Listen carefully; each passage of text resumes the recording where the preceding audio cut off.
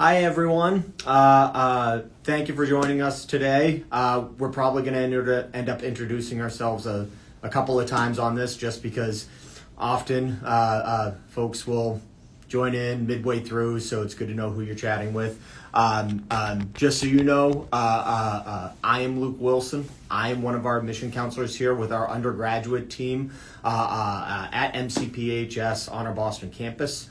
And I got my colleague with me here. Yeah, hi everybody. My name is Jared Brockway. I am also working in the admission office at MCPHS. We're both based out of the Boston campus. We're happy to be here and answer any questions that anybody might have. Yep, absolutely. Just to be clear on a couple of things, Jared and I both work on the undergraduate team, so sometimes our answers might be really specific to that since we know a little bit more there. I'll do my best to try and give some general information that I know around transfer or graduate information. If any of your questions fall into that realm, you're probably going to hear me say a lot. Make sure you get in contact with your admission counselor. That tends to be the easiest way to take care of a lot of questions as they come through here. But for the most part, as we go through here, feel free, drop questions in the comments section. You can always DM questions to us as well if they're a little bit more personal and you want to have a counselor follow up. I already got questions coming in, so let's get rolling here. First one that came up was, when will I receive my financial aid offer? Short answer to that is, if your FAFSA is completed and processed and you have a student aid index number or an SAI, at this point moving forward, it'll be within a couple of weeks after we determine that you're admissible. So it's a pretty quick turnaround.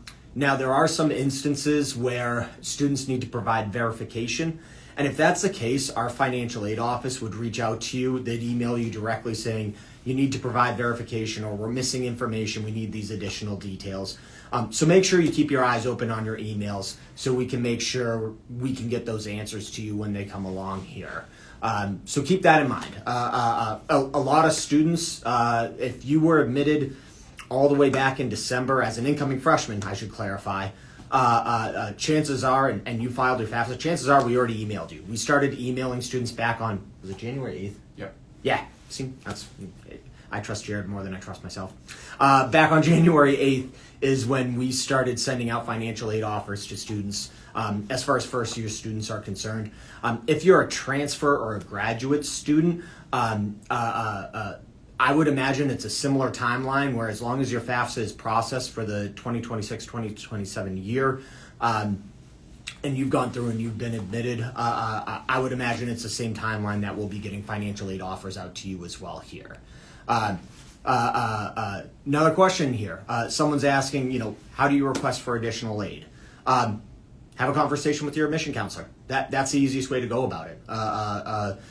You can also reach out to the financial aid office and your counselor's there, but it's a pretty straightforward process. Reach out to us. Make sure you share details.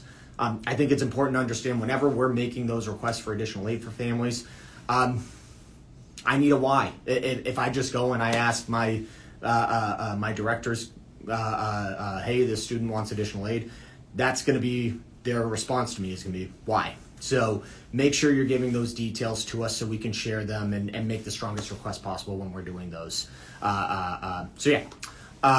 Next question coming through here. Bear with me. When does fall 2026 radiography program admission letters start coming out? You want to take that, Jared? Yeah, so it really just depends on when you've applied, right? So obviously there are deadlines to our admission process, but once you submit an application, we do our very best to review that, right, as efficiently and effectively as possible. And then usually, on a case-by-case basis, depending on how many applications we have in that period of time, right, that's when we get our decisions out. We've done a pretty good job with a very large amount of applications this cycle, getting decisions turned around, right? And again, right, if you feel like you haven't had a decision yet, right, get in touch with your admission counselor. It's more important, right, than anything that, if you have a question, right, you have a point of contact, right, that's assigned to you, right? So make sure that you get a hold of them, right, if you have other questions about, when am I supposed to get a decision or anything around that sort. Yeah, absolutely. Yeah, and for the most part, just to clarify, if you're a transfer student that's applying for that program, certainly reach out to your admission counselor. Their deadlines and their processes are a little bit different from ours. For first year students that are applying, we typically try to get a decision turned around for a student, within a couple of weeks. Once an application is completed, certainly within a month's timeline. So that's what we aim for. And again, to Jared's point, this is a year where we've seen more applications than we ever have before. So sometimes it might get stretched out a little bit longer, but typically not.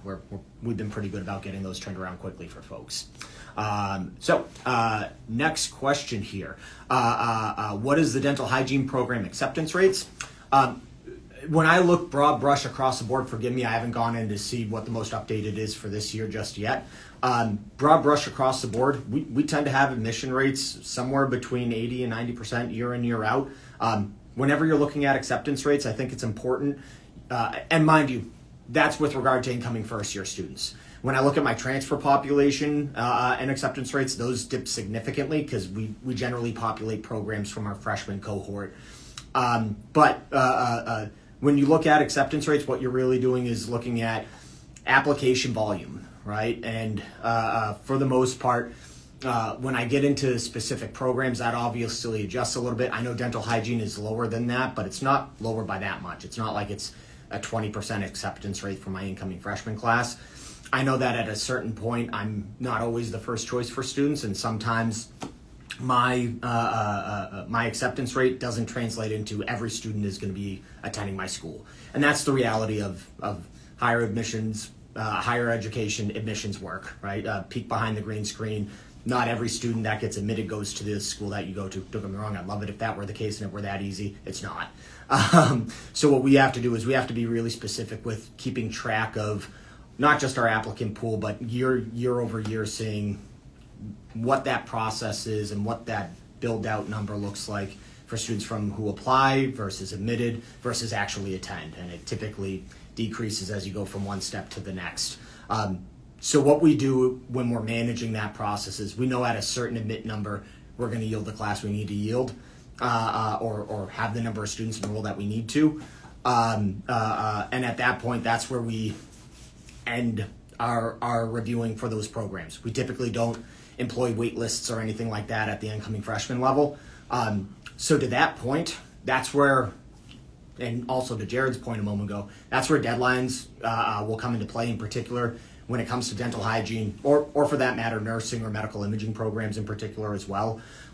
Once I hit an admit number where I know that my incoming class is full, I no longer wait list. I reach out and see if there's an alternate program you'd want to pursue instead of that. So for the most part, look at those deadlines of getting applications submitted pretty seriously. We did extend our regular decision deadline for incoming freshman students out to February 15th.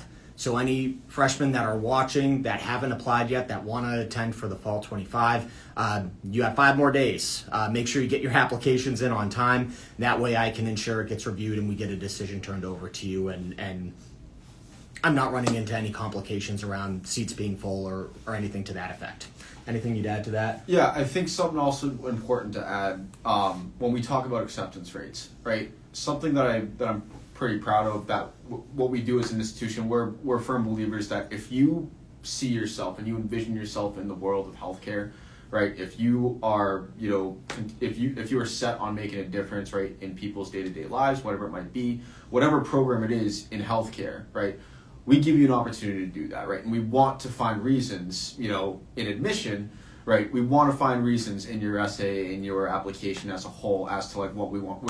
We are a screening institution, right? We want students to come here, right? We want to give opportunities to students to enroll here, right? We're looking for reasons to accept you, not to deny you.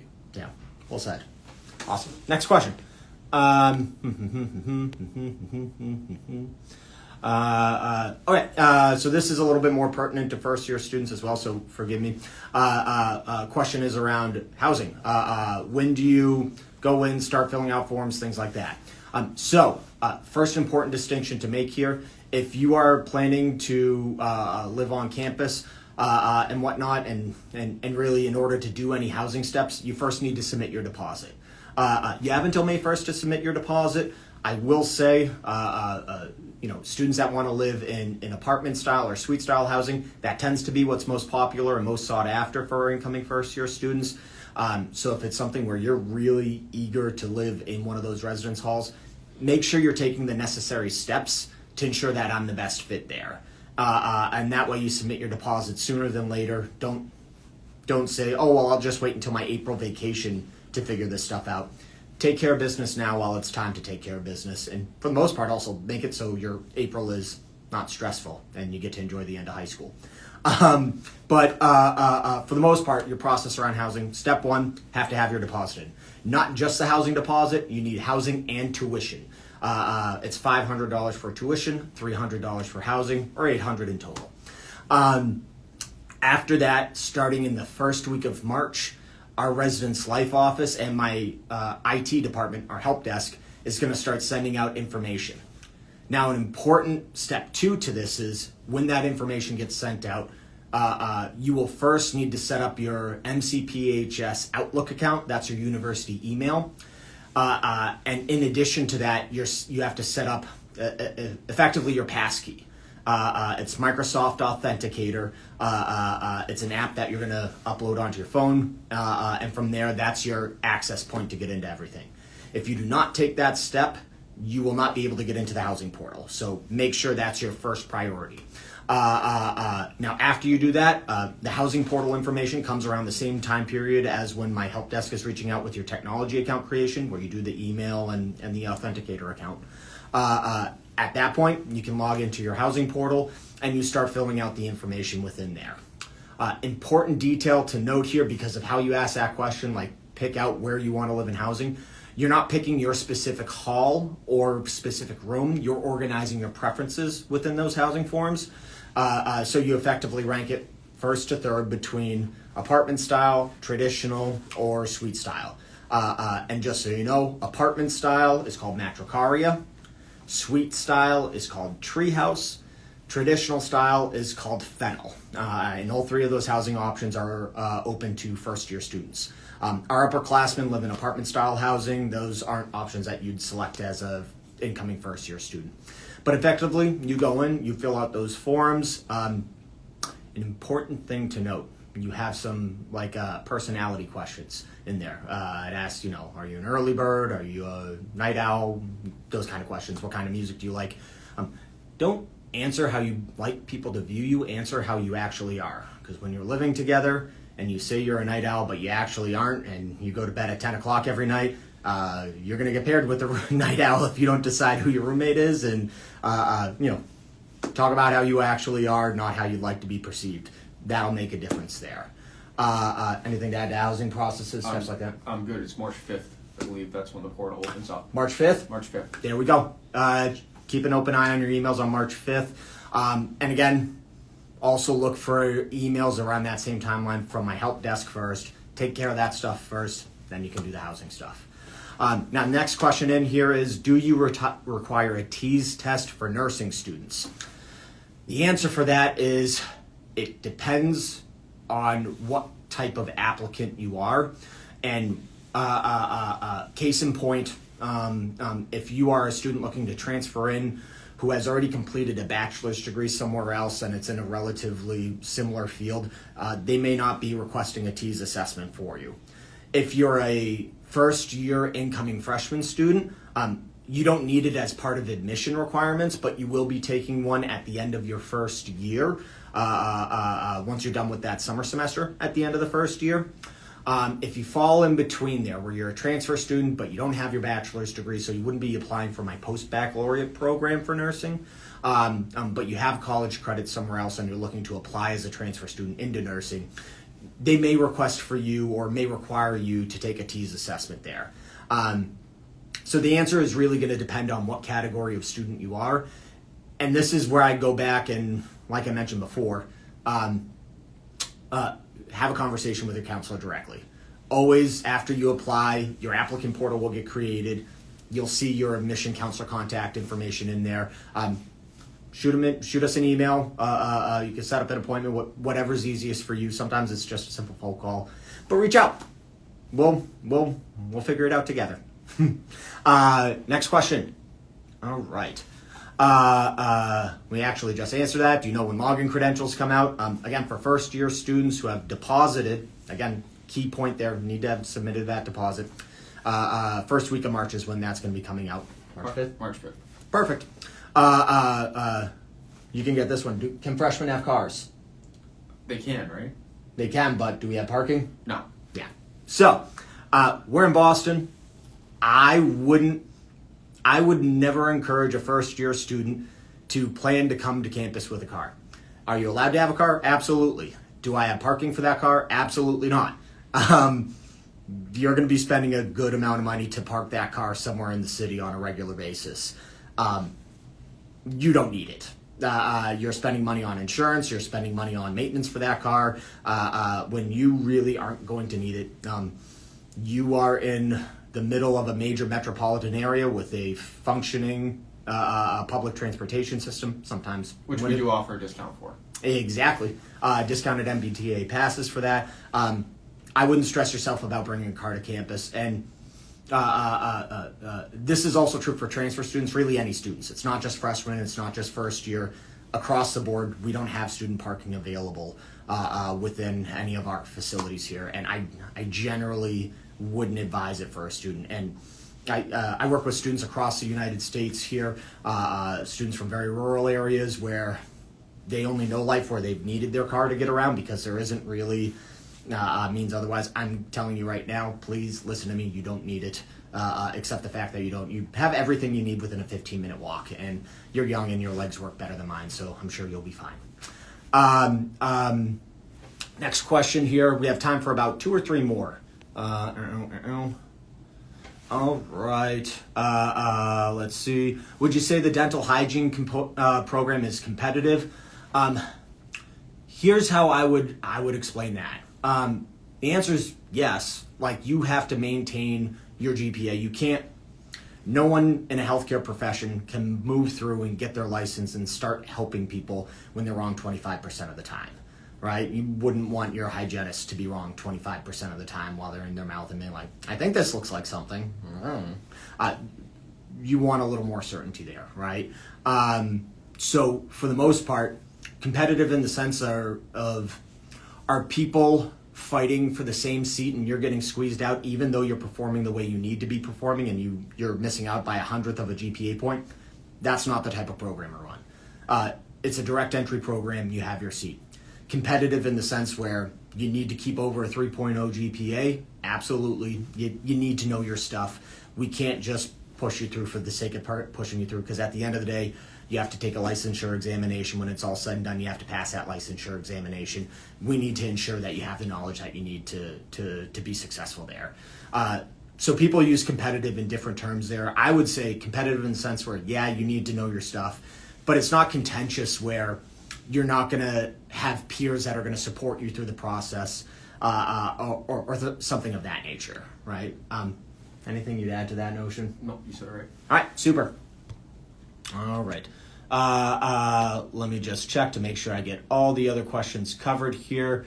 Let's see. I got another question in here. Wondering about admission date. They specify that they're a transfer student.